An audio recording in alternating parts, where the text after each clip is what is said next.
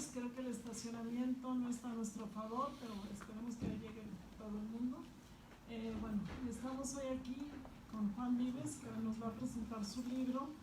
Todos lo conocen muy bien, creo que presentaciones sobran, pero de todas formas. Juan es director de Cuadernos de Psicoanálisis, expresidente de APM, exdirector del instituto, dado clases a todas las generaciones, docente de todas las generaciones, y además ha publicado ya varios libros que muchos están aquí para los que quieran volverlos a leer, a comprar, etc. Y bueno, vamos con este libro que se llama Creación Literaria y está muy muy interesante, les va a encantar. Adelante, Juan. ¿Yo comento? Sí, tú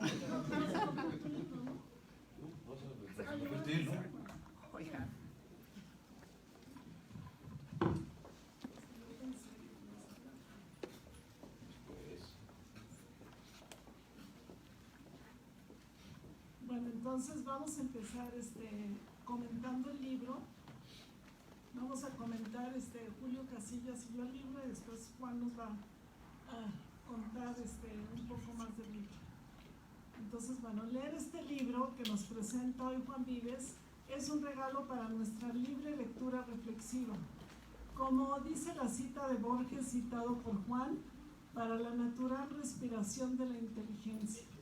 Y así se lee capítulo por capítulo, respirando pausadamente, nutriéndonos de nuestros sueños quijotescos imposibles, emocionándonos con nuestra propia pulsión epistemofílica a la Sor Juana y dando vuelo a la imaginación, palabra que utiliza Octavio Paz, pero que realmente refiere al deseo y a la fantasía.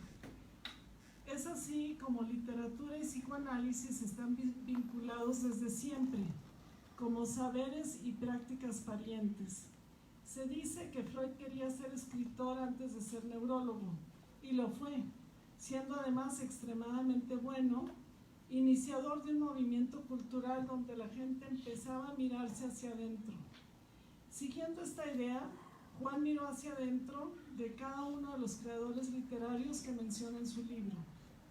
Literatura y psicoanálisis se vinculan también en su singularidad, puesto que es en el uno a uno del analizante analizado y en el uno a uno del lector escritor que se organiza ese vínculo fantástico.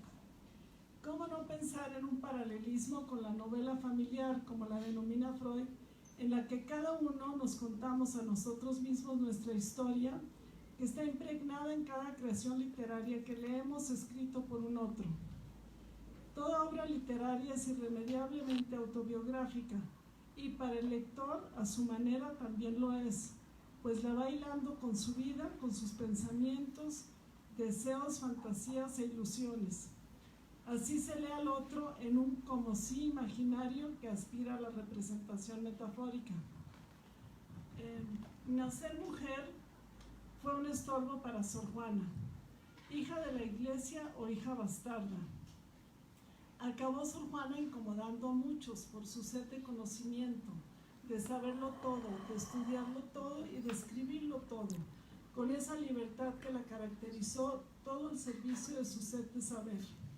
Sería, como escribe Juan, una feminista en nuestro tiempo que llegó al extremo de vestirse como hombre para poder asistir a espacios educativos reservados solo para el género masculino. Una erudita, una monja atípica, a quien le retumba en su mente el mensaje permanente de dejar de escribir para garantizar la salvación de su alma. Analíticamente, quedó claro su proceso depresivo que la llevó a la muerte, cuando tuvo que renunciar a sus ilusiones y motivaciones. En ese camino de su vida, tocó sin saberlo temas de nuestro quehacer analítico: la envidia, los celos, la misoginia, lo que en nuestros sueños aflora y donde la mente no descansa nunca, ese inconsciente aún sin nombre. Además de la inclusión de todas las razones del mundo interno, que la imaginación se guarde en la memoria y que esta es la causa de nuestras fantasías, lo expone Sor Juana sin haber leído el proyecto de Freud. Sus pretensiones no dejan de ser narcisistas y megalomaníacas, como nos hace ver Juan, y al enfrentar que no puede poseer el saber cultural, se rinde de la vida porque también vislumbró el sinsentido de su saber, como haciendo eco con la frase socrática, solo sé que nada sé, y lo plasma en la frase, yo no estudio para escribir, ni menos para enseñar, sino solo por ver si con estudiar ignoro menos. Yo añadiría, a ver si siento menos. Toda esta pulsión epistemofílica amortiguaba su dolor amoroso, no realizado. Su pasión se tornó obsesiva y homosexual por Lizzie, escapándosele de las manos, y se hizo francamente evidente plasmándolo por doquier en sus poemas en la etapa final de su vida. Llega así su triste final, deshaciéndose de sus libros como un cadáver con alma. Frase impactante, cadáver con alma, que la misma Sor Juana usó para referirse al dormir que asemeja a la muerte en vida, retrato de su última condición. Pasamos ahora al terreno de la mexicanidad. Octavio Paz, quien llama la atención de Juan por la doble llama, la del erotismo y la del amor. Esta doble vertiente de la sexualidad se enfatiza todo el capítulo con maestra claridad y nos lleva a múltiples reflexiones. Cito a Juan.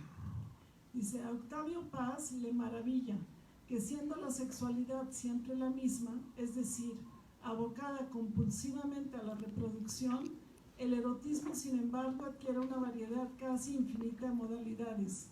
Mientras el sexo siempre es el mismo, el erotismo es por definición invención. Y continúa. De ahí desprende Paz que en cualquier relación sexual siempre intervengan otros. Un tercero que es el deseo y la fantasía, a la que nuestro poeta prefiere llamar imaginación.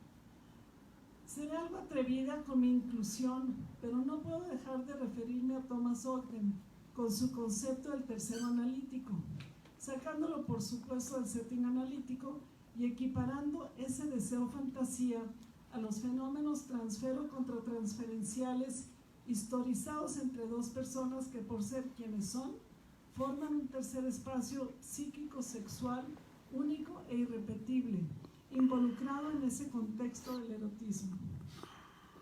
¿Nos lleva el erotismo al problema de la muerte? Erotismo, sed de otredad, de hambre objetal, esa sensación de incompletud que lleva al amor y nos da la ilusión narcisista de vivir sin la falta, de ser inmortales, y que nos acerca también al tema de la muerte. Aquí resaltan los misterios del amor, esa búsqueda del paraíso perdido, donde también se transgrede y con pasión, como en el caso de la sumisión-dominio o del sadomasoquismo. Para Paz, el amor es una respuesta que el hombre ha inventado para mirar de frente a la muerte. Recordemos aquí por un instante la película Luna Amarga, erótica e intensa y su trágico final, donde lo que inició como una gran historia de romántico amor pasional acaba en destrucción y muerte. O la Guerra de los Rosas, matrimonio perfecto que se acaba aniquilando con la misma pasión con la que se amaron. Pero también está el amor-amor, el sexual genital que permite la inclusión erótica pasional.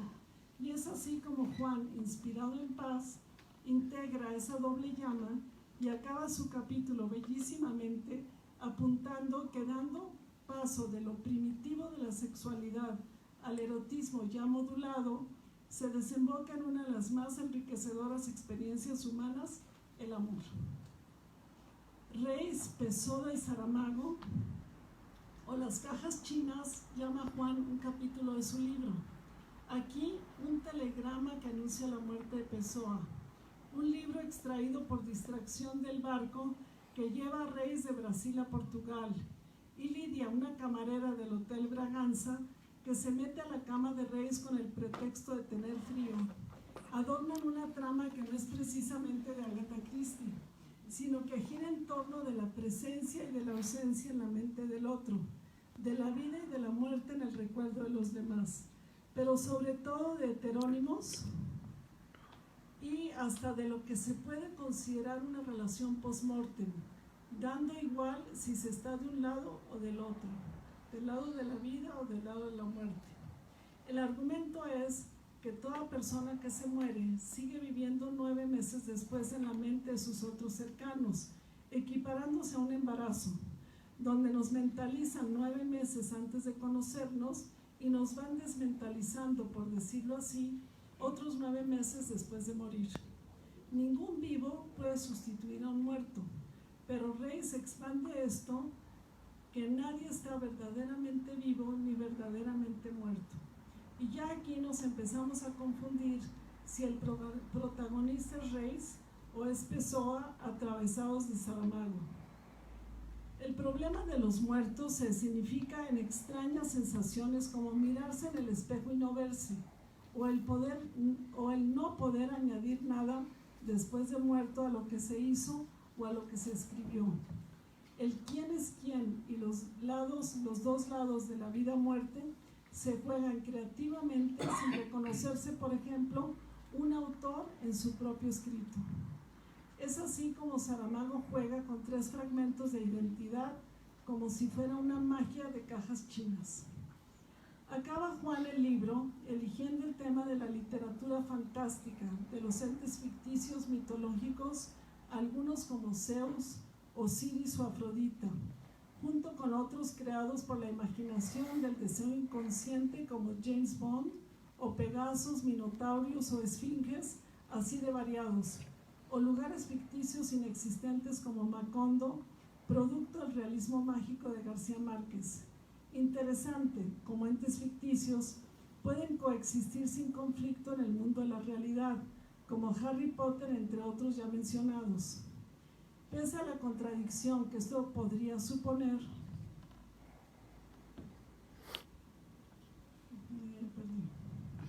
el hecho es que el mundo irreal e inexistente en que habitan los seres imaginarios y ficticios puede imperar sin contradicción alguna con lo que conocemos como el mundo de la realidad.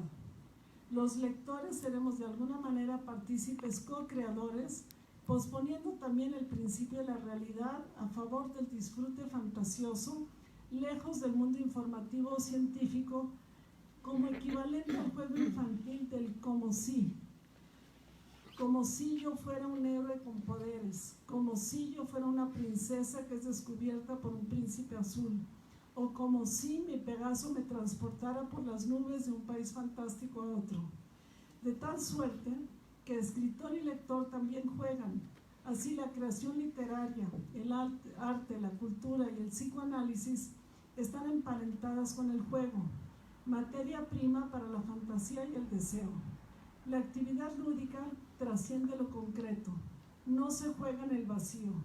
El juego necesita un tiempo que transcurra, un espacio en el cual desenvolverse, un disfrute y una representación simbólica a la que dar forma. Esto y mucho más vamos a encontrar en este libro que nos trae hoy Juan. Gracias.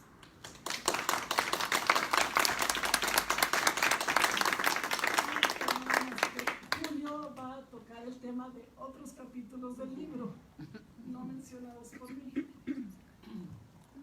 Es chistoso porque como si ustedes supieran qué capítulos hay, cuáles faltan y cuáles hay. Esto es como una cosa de marketing para que compren el libro. Gracias, Juan, por la invitación a ser comentarista. A mí como que no me gusta mucho eso de ser comentarista. Pero, bueno, tratándose de Juan y de que el tema es muy interesante, ¿no?, por los diversos autores que toca, es como una invitación que nos hace Juan a siempre estar leyendo, ¿no? Es un libro dentro de varios libros, ¿no? Es el Quijote, la locura del Quijote, es Sor Juana, es Octavio Paz, es Saramago, es León Felipe, y es hablar de los seres ficticios desde un punto de vista metapsicológico, ¿no? Bueno, a mí me llama mucho la atención decir, bueno, ¿qué más yo puedo agregar a un comentario? Pues la verdad nada. Creo que es el estilo de Juan, es la lectura de Juan, y es muy interesante, eso sí se los recomiendo, es muy interesante, pero a mí me estimuló a pensar de una serie de cosas su libro, y más que un comentario yo quiero compartirle a Juan y a ustedes, pues qué ocurrencias tuve yo, por así decirlo. En primer lugar, me llamaba la atención en el capítulo de la locura del Quijote. Es impresionante que en todas las casas de nosotros hay algo del Quijote. Una figurita del Quijote, un tomo del Quijote que luego ni han abierto, ¿no? Etcétera.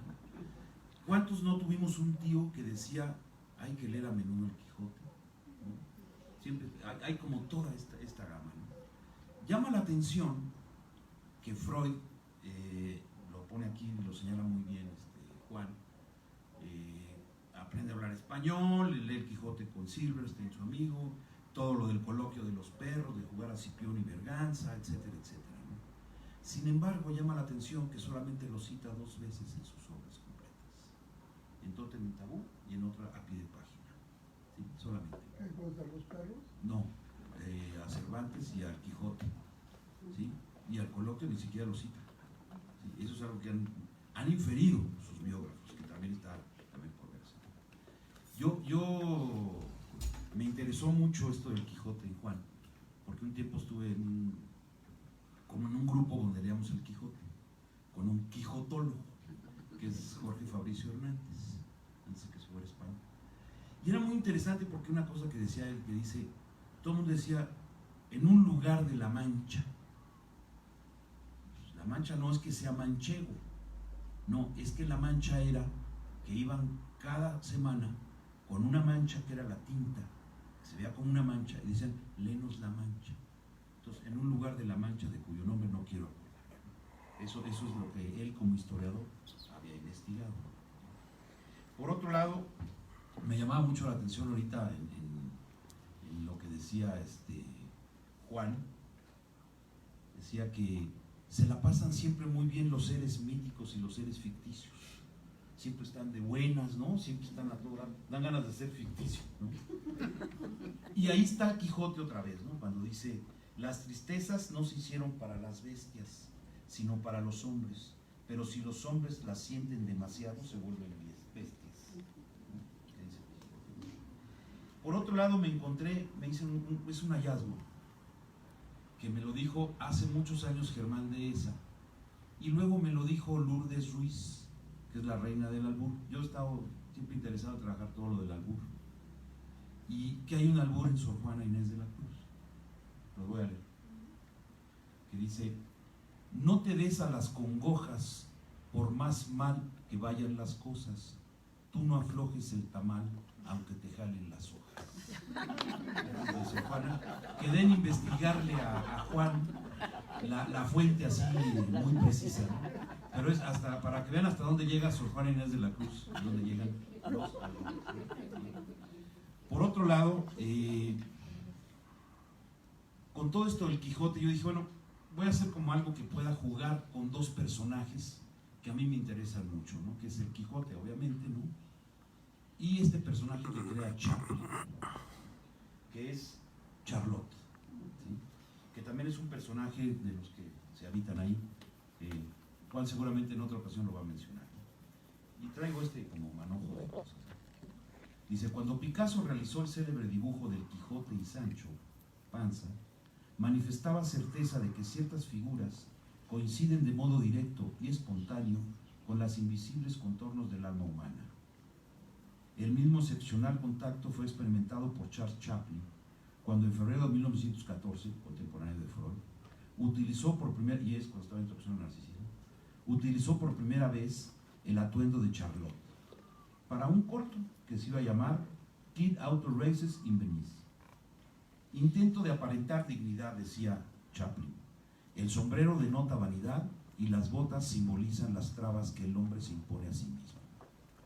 No obstante, el significado particular que el cineasta atribuye a cada uno de estos objetos difiere del conjunto que forman y que define al más famoso personaje de la historia del cine.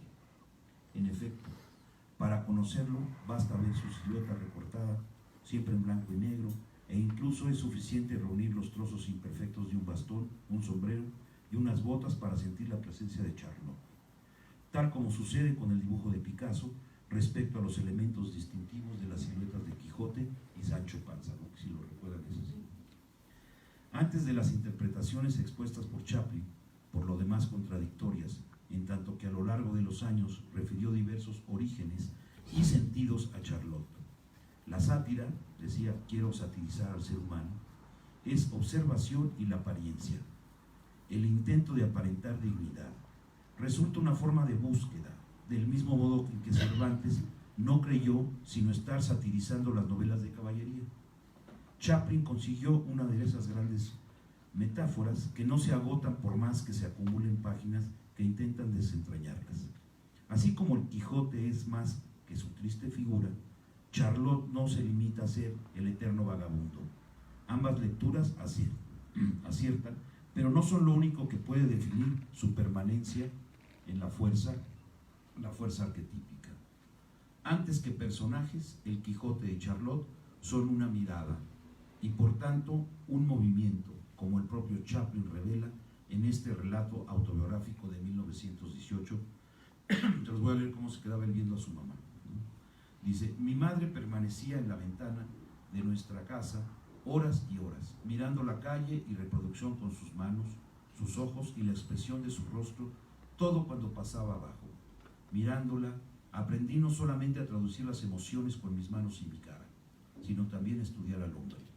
Las aptitudes de observación de mi madre eran realmente prodigiosas. Por ejemplo, había visto a Bill Smith salir por la mañana a la calle.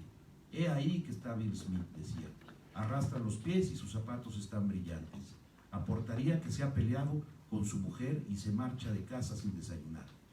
La prueba es que entra rápidamente en la pastelería a tomar un café y un pastelillo. Salud. Invariablemente, durante el día, yo comprobaba que todo había ocurrido como mi madre lo supuso. Esta manera de observar a la gente es lo que mejor ella ha podido haberme enseñado, porque así he aprendido a saber lo que parece visible a los hombres. Esta es la cita que hace Charles Chaplin en su autobiografía en relación con su madre. La observación profunda sobre los gestos fundamentales lleva a Chaplin a crear una técnica de actuación a partir del manejo integral del cuerpo, algo que el origen mismo del cinematógrafo ya había postulado y puesto en práctica, ¿sí? Y así, no les quiero seguir diciendo todas las personas que consultó para seguir toda su trayectoria cinematográfica, ¿no? Dice: tanto el Quijote como Charlotte se convierten en una figura arquetípica por la relación que establecen con lo que va y se prevé, con lo que toca y trastoca. Como el caballero de la triste figura, la transparencia del secreto de su veracidad, más allá de los lugares comunes que intentan explicarla, ternura y sentimentalismo. Sabe ver y nos obliga a hacerlo. El cuerpo de Charlotte se mueve como los otros cuerpos, pero a diferencia de estos, se transparenta y va delineando los invisibles contornos de aquello que lo anima con el alma. Que a mí me llama mucho la atención, el Quijote, y esto que yo pongo de Chaplin, son los grandes observadores. El Quijote siempre nos está mirando donde los demás no vemos, donde no miramos, ¿no? Esa es la gran aportación, diría yo, del Quijote. Por otro lado, toca otro personaje atraído por Saramago, ¿no? Que es Fernando Pessoa. Pessoa, lo que es impresionante es que Pessoa significa persona, ¿sí? Poeta portugués que muere joven, hay estudios donde dicen que tiene 127 heterónimos, ¿sí? O sea, que nos quedamos cortitos, y cubre una serie de géneros muy interesantes que nos hace ir más allá la lectura de Juan a través de Saramago, que es lo siguiente: se encuentra en un baúl, cuando muere muy joven, de 40 y tantos años, se encuentra en un baúl, además de que él ha escrito cuentos. Tiene el banquero anarquista, es un cuento ya clásico de Pessoa, pero se encuentra otro género que Pessoa no había, y lo acaban de editar, acaban de salir, que son la novela policíaca, escrita por Fernando Pessoa. Pues hay que verlo, ¿no? Hay que conseguirlas, ¿no? Y por último toca, Octavio Paz, que a mí me confundo en un sueño hace 2 días, y entonces yo iba a buscar el libro que decía, el libro de Octavio Soledad, El Abelito de la Paz. Eso era como mi sueño, y no lo encontraba, y lo buscaba, no me acuerdo que quería tener la paz, ¿no? Pero eso fue así como esto que me pasó. Y me hizo evocar y entender yo creo que uno de mis poemas favoritos de Octavio Paz, que se los comparto ya para terminar hoy, que dice: soy hombre, duro poco, y es enorme la noche, pero miro hacia arriba, las estrellas escriben, sin entender comprendo, también soy escritura, y en este mismo instante alguien me deletrea.